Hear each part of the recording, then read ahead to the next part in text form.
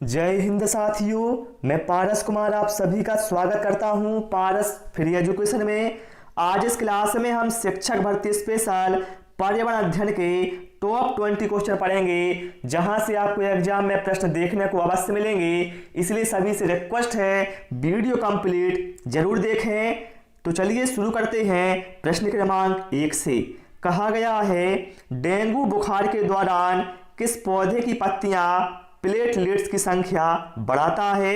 यहां पर 4 ऑप्शन हैं, बताना है करेक्ट आंसर किसके साथ जाएगा।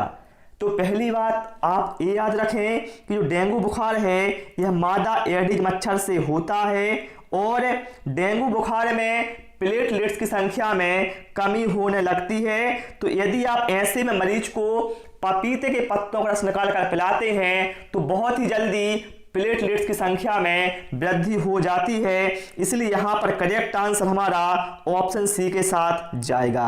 मुझे उम्मीद है आपको समझ में आ गया होगा। चलिए भाई, इसके बाद प्रश्न क्रमांक 2 पर आते हैं। कौन सा विटामिन घाव भरने में सहायक है? Vitamin B, vitamin A, vitamin D या फिर विटामिन सी?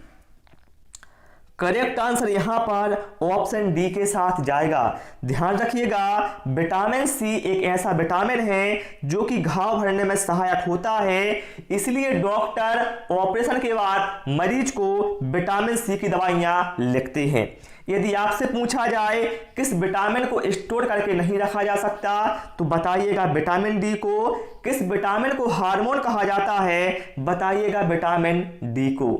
अगला प्रश्न है, और आप सभी से रिक्वेस्ट है, वीडियो पसंद आ रहा है वीडियो को लाइक और शेयर करें और चैनल को सब्सक्राइब कर लें, क्योंकि जिस तरह से आपको यहाँ क्लासेस मिलती हैं वैसी आपको और कहीं नहीं मिलने वाली हैं। कहा गया है, उत्तरी गोलार्ध में सबसे बड़ा दिन कब होता है? अब भाई मेरे यहाँ से बनेंगे 4 क्वेश्चन, इसलिए इसको ध्यान से सुनना। देखिए, उत्तरी गोलार्ध में जो सबसे बड़ा दिन है भैया ये होता है 21 जून को। करेक्ट आंसर किसके साथ जाएगा? ऑप्शन बी के साथ जाएगा। यदि पूछा जाए उत्तरी गोलार्ध में सबसे छोटा दिन कब होता है तो बताइएगा 22 दिसंबर को। पूछा जाए अपस्वर की घटना कब घटित होती है? बताइएगा 3 जनवरी को। और अपस्वर की घटना घटित होती है 4 जुलाई को। ये चारों पॉइंट भाई नोट कर लो, ठीक है। चलिए अगला प्रश्न है, एल्यूमिनियम धातु को प्राप्त किया जाता है। बताएं आप लोग किससे प्राप्त किया जाता है? पिच ब्लेडे से, ग्रेफाइट से, बॉक्साइट से या फिर अर्जेंटाइट से? मेरे भाई, जो एल्यूमिनियम धातु है इस स्वतंत्र अवस्था में नहीं पाई जाती, बल्कि भैया इसे बॉक्साइट से प्राप्त किया जाता है। करेक्ट आंसर यहां पर ऑप्शन सी के साथ जाएगा, ठीक है। चलिए इसके बाद प्रश्न क्रमांक 5 पर आते हैं। विश्व का सबसे बड़ा नदी द्वीप माजुली असम के किस जिले में स्थित है? देखिए भाई, यहां से बनेंगे आपके 4 क्वेश्चन। पहला क्वेश्चन ये बनेगा कि विश्व का सबसे बड़ा नदी द्वीप कौन सा है तो बताइएगा माजुली। कहां पर है? असम राज्य में है। ये दूसरा क्वेश्चन हो गया। असम राज्य के किस जिले में है तो बताइएगा जोरहट जिले में है, ठीक है। करेक्ट आंसर किसके साथ जाएगा? ऑप्शन ए के साथ जाएगा। पूछा जाए यह किस नदी पर बना हुआ है तो बताइएगा ब्रह्मपुत्र। ये होगा भैया यहां से आपके 4 क्वेश्चन तैयार, ठीक है। ध्यान रखिएगा, क्योंकि विश्व का सबसे बड़ा नदी द्वीप है यह, इसलिए यह बहुत ही महत्वपूर्ण हो जाता है। अगला है, किस राज्य ने सर्वप्रथम पर्यावरणीय शिक्षा को एक विषय के रूप में विद्यालय पाठ्यक्रम में सम्मिलित किया?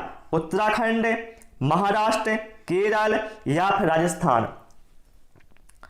करेक्ट आंसर ऑप्शन ए के साथ जाएगा। उत्तराखंड एक ऐसा राज्य है भाई जिसने सबसे पहले पर्यावरणीय शिक्षा को एक विषय के रूप में विद्यालय पाठ्यक्रम में सम्मिलित किया हुआ है। यदि पूछा जाए जिम कॉर्बेट राष्ट्रीय उद्यान कहां पर है तो बताइएगा उत्तराखंड में। अगला है, राजीव गांधी खेल रत्न पुरस्कार पाने वाली पहली महिला कौन थी? ध्यान रखिएगा, यहां पहली महिला की बात की गई है, तो यहां पर जो करेक्ट आंसर है ऑप्शन सी दीपा मलिक के साथ जाएगा। और पुरुषों में यदि हम बात करें तो नाम आएगा विश्वनाथ आनंद का, जिनको सबसे पहले राजीव गांधी खेल रत्न पुरस्कार दिया गया था। यदि पूछा जाए किसको उड़न परी के नाम से जाना जाता है तो बताइएगा पीटी ऊषा को। ठीक है, अगला प्रश्न है, पादप कोशिका का रसोई घर किसे माना जाता है? या पादप कोशिका का रसोई किसे माना जाता है? गोल्जी काय, क्लोरोप्लास्ट, राइबोसोम या फिर लाइसोसोम? साथियों, यहां पर करेक्ट आंसर हमारा ऑप्शन बी के साथ जाएगा। पादप कोशिका का रसोई क्लोरोप्लास्ट या हरित लवक को माना जाता है। ठीक है, चलिए अगला है, भारत में श्वेत क्रांति का जनक किसे कहा जाता है? डॉक्टर नॉर्मन बोरलॉग को, डॉक्टर एम.एस. स्वामीनाथन को, डॉक्टर वर्गीस कुरियन को या फिर डॉक्टर विलियम गांधी को? यहां से भाई 3 क्वेश्चन आपके बनने वाले हैं। देखिए, भारत में भाई श्वेत क्रांति या दुग्ध क्रांति का जनक है वो कहा जाता है वर्गीस कुरियन को। करेक्ट आंसर ऑप्शन सी के साथ जाएगा। पूछा जाए भारत में हरित क्रांति का जनक किसे कहा जाता है, तब आपका आंसर होगा एम.एस. स्वामीनाथन। पूछा जाए विश्व में हरित क्रांति का जनक किसे कहा जाता है, तब आपका आंसर होगा नॉर्मन बोरलॉग। तीनों क्वेश्चन अलग अलग हैं, इसलिए इनको ध्यान रखना। अगला प्रश्न है, जैव ऑक्सीजन आवश्यकता, जिसे हम बीओडी अर्थात बायोकेमिकल ऑक्सीजन डिमांड के नाम से भी जानते हैं, यह एक प्रकार का प्रदूषण सूचांक है। बताइए भैया, यह किस प्रकार का प्रदूषण सूचांक है? जलीय वातावरण में, मृदा में या फिर वायु में या फिर उपरोक्त सभी में? तो भैया आप सभी जानते हैं, जो जलीय वातावरण होता है उसकी प्रदूषण की जांच भैया हम बीओडी अर्थात बायोकेमिकल ऑक्सीजन डिमांड से ज्ञात करते हैं। इसमें क्या होता है, जल में घुली हुई ऑक्सीजन की मात्रा ज्ञात की जाती है। ठीक है, चलिए इसके बाद आते हैं प्रश्न क्रमांक 11 पर। प्रकाश संश्लेषण हेतु सर्वाधिक क्रियाशील प्रकाश कौन सा है? बैंगनी प्रकाश, लाल प्रकाश, नीला प्रकाश या फिर हरा प्रकाश?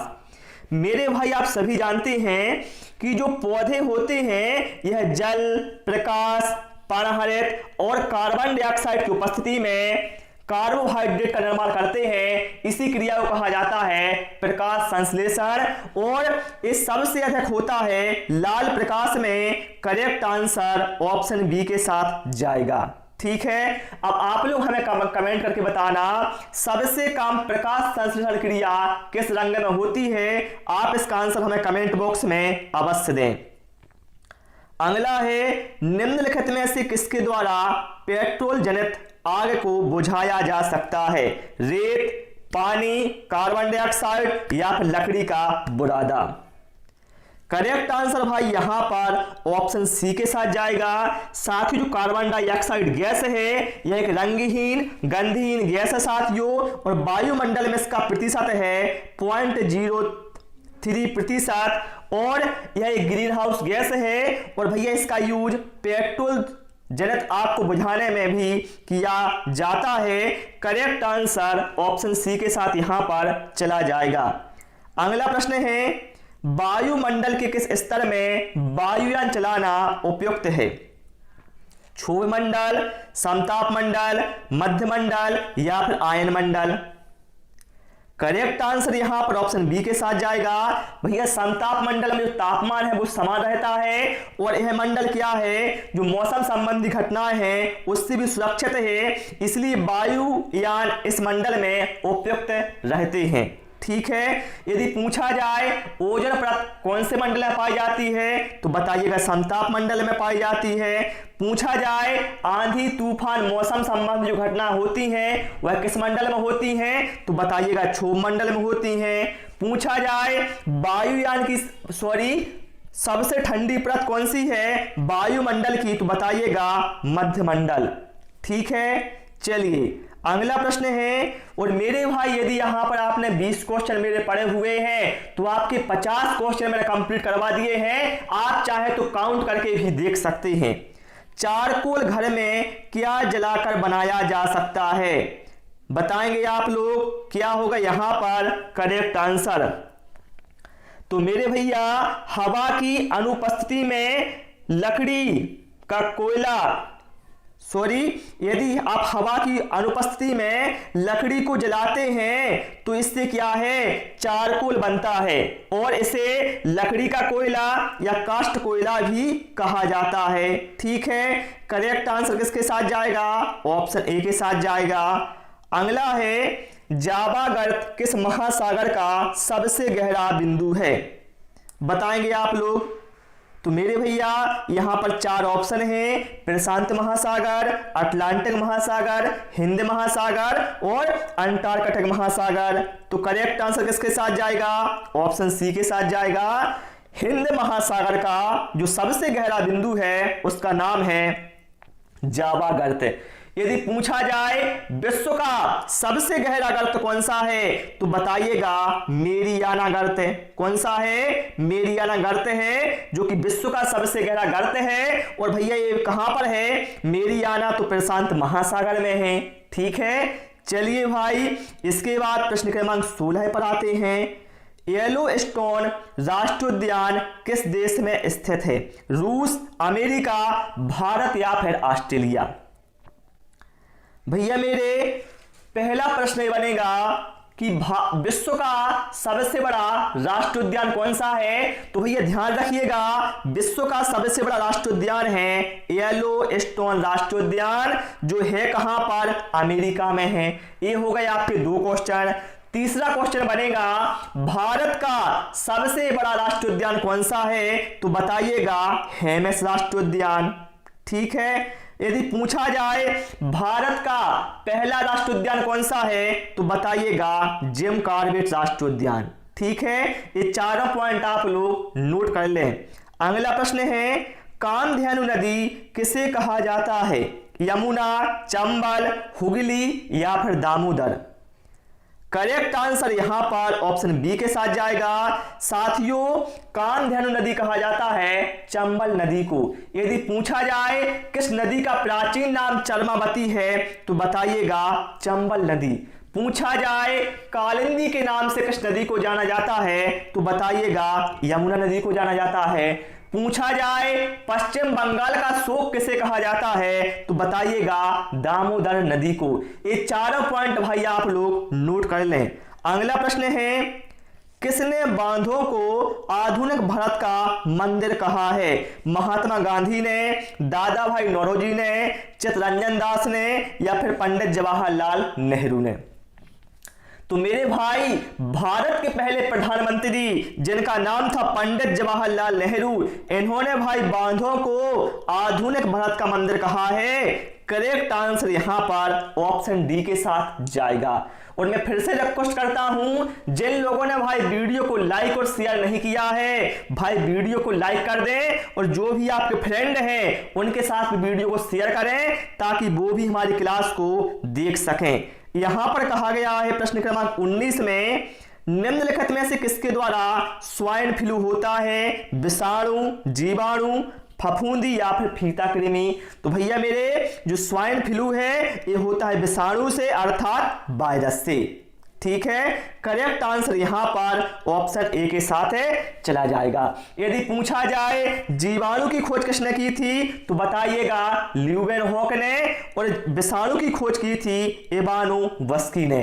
ठीक, चलिए अगला है, मानव शरीर में विटामिन ए कहां संचित रहता है? अब यहां भी भैया आपको मैं 4 से 5 क्वेश्चन यहां पर कंप्लीट कराने वाला हूं। देखिए मानव शरीर में भैया जो विटामिन ए है ये हमारे यकृत अर्थात लीवर में संचित रहता है। ठीक है, यदि पूछा जाए जैव रासायनिक प्रयोगशाला किसे कहा जाता है तो बताइएगा यकृत को। पूछा जाए मानव शरीर की सबसे बड़ी ग्रंथि कौन सी है तो बताइएगा यकृत है। पूछा जाए मानव अमाशय में कौन सा अम्ल पाया जाता है तो बताइएगा हाइड्रोक्लोरिक अम्ल पाया जाता है। पूछा जाए आरबीसी की कब्रगाह किसे कहा जाता है तो बताइएगा तिल्ली को। ठीक है, ये सारे पॉइंट आप लोग भाई नोट कर लें। तो प्यारे साथियों, इस क्लास में इतना ही। आपको क्लास कैसी लगी और कितना स्कोर किया है वो आप प्यारा सा कमेंट करके अवश्य बताएं। Thanks for watching this video.